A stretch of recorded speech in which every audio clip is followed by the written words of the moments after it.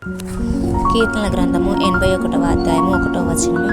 మనకు బలమై ఉన్న దేవునికి ఆనందగానము చేయుడి, యాకోబు దేవుని బట్టి ఉత్సవధ్వని చేయుడి. కీర్తన ఎత్తుడి, గీలకత్త పెట్ట పట్టుకొనుడి, సర్వమండలమును మనోహరమైన సీతాలను వాయించుడి. అమావాస్య నాడు కొమ్ము ఊదుడి, మనము పండుగ ఆచరించు దినమగు పున్నమన్నాడు కొమ్ము ఊదుడి. అది ఇశ్రాయేలుకు కట్టడ, యాకోబు దేవుడు నిర్ణయించిన చట్టము.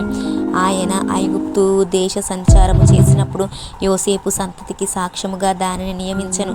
అక్కడ నేనెరుగని భాష వింటిని, వారి భుజముల నుండి నేను బరువును దింపగా వారి చేతులు మెత్తగంపల నెత్తకుండా విడుదల పొందెను.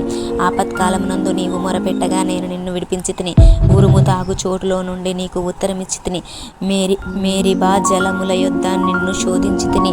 నా ప్రజలారా ఆలకింపుడి, నేను మీకు తెలియచేతును. అయ్యో ఇశ్రాయేలు, నీవు మా మాట వినిన ఎడల ఎంత మేలు. అన్యుల దేవతలలో ఒక్కటి అయినను నీలో ఉండకూడదు. అన్యుల దేవతలలో ఒకదానికి నీవు పూజ చెయ్యకూడదు. ఐగుప్తీయుల దేశంలో నుండి నిన్ను రప్పించిన నీ దేవుడనగు యెహోవాను నేనే. నీ నోరు బాగుగా తెరువుము, నేను దాన్ని నింపెదను.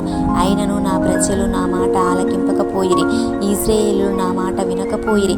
కాబట్టి వారు తమ